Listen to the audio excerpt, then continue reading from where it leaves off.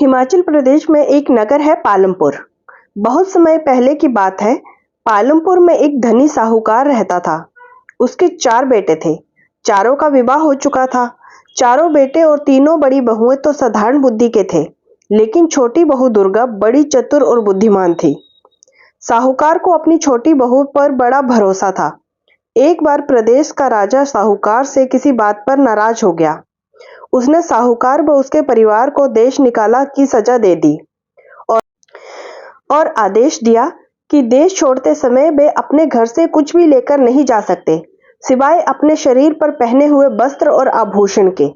साहूकार ऐसी आज्ञा सुनकर बहुत दुखी हुआ, पर राजा की आज्ञा मानने के अलावा उसके पास और कोई चारा भी नहीं था। चलते समय छोटी बहू ने राजा के सिपाहियों से पूछा कि क्या वह रास्ते में खाने के लिए कुछ रोटियां बना सकती है। राजा के सिपाहियों को इस पर कोई ऐतराज नहीं था। दुर्गा ने जब रोटियों के लिए आटा गूंथा, तब आटे में 4 बहुमूल्य मणिक छिपा दिए। फिर उस आटे की रोटियां बनाई और राजा के सिपाहियों को दिखाई। सिपाहियों ने रोटियां ले जाने दी। दुर्गा ने रोटियां एक पोटली में बांध ली। साहूकार का परिवार अपनी यात्रा पर निकल गया। सारा दिन चलने के बाद वे लोग एक नगर में पहुंचे। अब तक रात हो गई थी। साहूकार के परिवार ने एक धर्मशाला में डेरा डाला और खा पीकर सो गए। सुबह साहूकार ने कहा, जो कुछ गहने सबके शरीर पर हैं वह सब दे दो, जिससे उन्हें बेचकर कुछ खाने पीने का सामान और पहनने के लिए कपड़े आदि खरीदे जाएं। पिताजी, आपको गहने बेचने की कोई आवश्यकता नहीं है। ये मणिक लीजिए और इसे बेचकर खाने पीने का सामान भी खरीदिए और व्यापार भी शुरू करिए। दुर्गा ने एक मणिक साहूकार को देते हुए कहा। साहूकार ने मणिक ले लिया और बाजार की तरफ चल दिया। ये बहुत बहुमूल्य मणिक है, इसका मूल्य तो कोई बड़ा जौहरी ही दे सकेगा, उसने सोचा। वह मणिक लेकर सबसे बड़े जौहरी की दुकान पर पहुंचा और उसे मणिक दिखाया। मणिक देखते ही जौहरी की आंखों में चमक आ गई। यह मणिक किसी तरह इससे हासिल करना होगा, जौहरी ने सोचा। वह जौहरी असल में एक चोर था। उसने साहूकार की खूब आवभगत की और बोला, यह मणिक बहुत बहुमूल्य है, इसके लिए मुझे घर से सोने की मोहरें लानी होंगी, और नौकर को घर भेज दिया मोहरें लाने के लिए। अब वह साहूकार को दूसरे कमरे में ले गया। वहां एक कुर्सी रखी थी। कुर्सी कच्चे सूत से बुनी हुई थी और उस पर एक पतली गद्दी रखी थी। कुर्सी के नीचे एक तहखाना था। आप जब तक नौकर आता है इस कुर्सी पर बैठ जाइए, जौहरी ने कहा। मैं आपके लिए शरबत पानी भिजवाता हूं, जौहरी साहूकार से बोला। साहूकार कुर्सी पर बैठ गया। उसके बोझ से कच्चे सूत के धागे टूट गए और वह तहखाने में गिर गया। जौहरी ने झटपट तहखाने के मुंह पर एक बड़ा पत्थर रख दिया और बाहर निकल आया। मणिक उसने अपनी तिजोरी में रख दिया। उधर धर्मशाला में बैठा साहूकार का परिवार उसकी प्रतीक्षा करता रहा। जब सुबह तक साहूकार नहीं लौटा तो दुर्गा को चिंता हुई।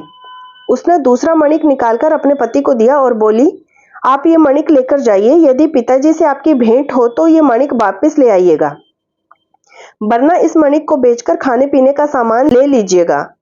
दुर्गा का पति मणिक लेकर बाजार की तरफ चल दिया। वह भी उसी जौहरी की दुकान पर पहुंचा और उसके साथ भी जौहरी ने वही किया जो उसके पिता के साथ किया था। अब बाप बेटा दोनों तहखाने में कैद हो गए। जब दुर्गा का पति भी सुबह तक नहीं लौटा तो दुर्गा को बहुत चिंता हुई।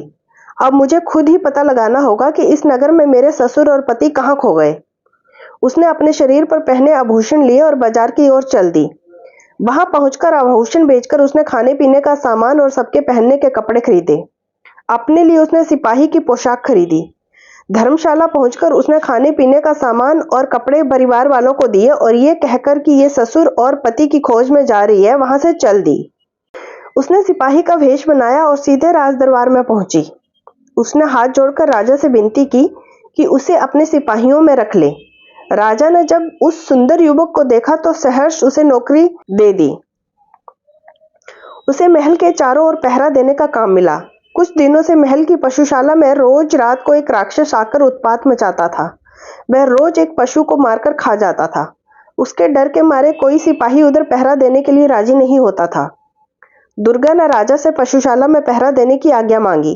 पहले तो राजा ने इतनी कम उम्र के नौजवान को मौत के मुंह में ढकेलने से मना कर दिया, लेकिन दुर्गा के बहुत कहने पर आज्ञा दे दी।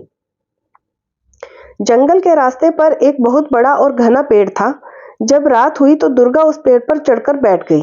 उसने छुरी से अपने बाएं हाथ की उंगली में घाव कर लिया, जिससे कि घाव से उसे नींद न आए। फिर पेड़ पर बैठकर पहरा देने लगी। आधी रात के बाद उसे जंगल की तरफ से आहट सुनाई दी।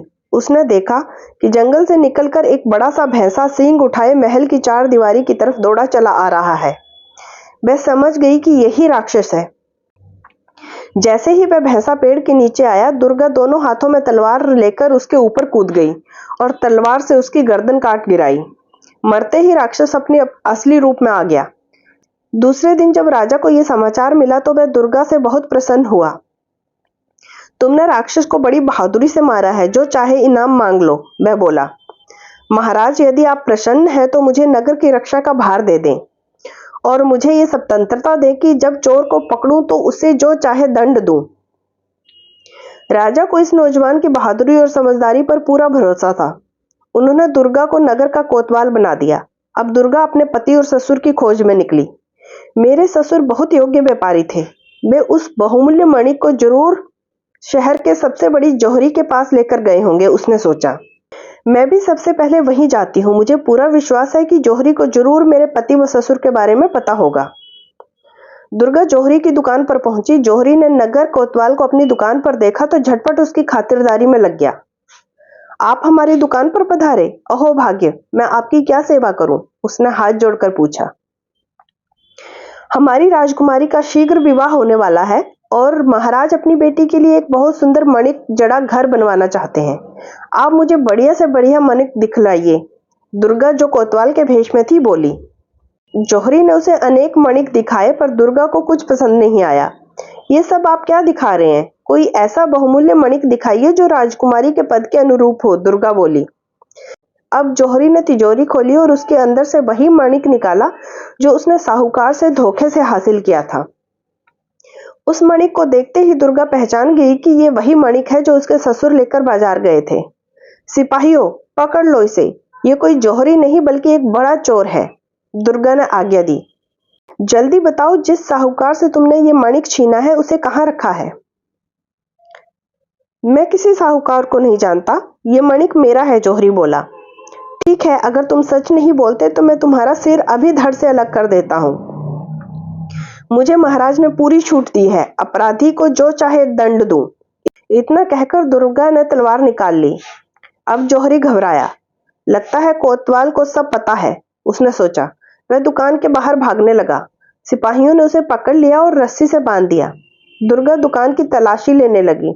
दूसरे कमरे में उसे बड़ा सा पत्थर दिखाई दिया। उसने सिपाहियों से पत्थर हटाने के लिए कहा। पत्थर हटाया गया। तहखाने में साहूकार व उसका बेटा अधमरी हालत में पड़े थे। दुर्गा सबको लेकर दरबार में पहुंची और राजा को सब कुछ बताया।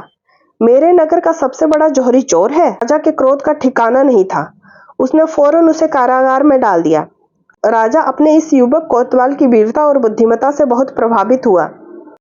इस वीर युवक को तो मेरा दामाद होना चाहिए। उसने अपनी पुत्री के विवाह का प्रस्ताव दुर्गा के सामने रखा। महाराज, मैं ऐसा नहीं कर सकता, मुझे क्षमा करें। उसके बाद दुर्गा ने अपने सिपाही का वेश उतारा और अपने असली रूप में आ गई।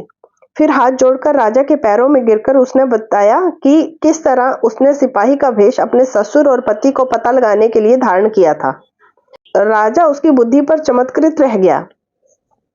उसने न केवल दुर्गा को क्षमा कर दिया बल्कि उसके ससुर को नगर में व्यापार करने की स्वतंत्रता भी दी।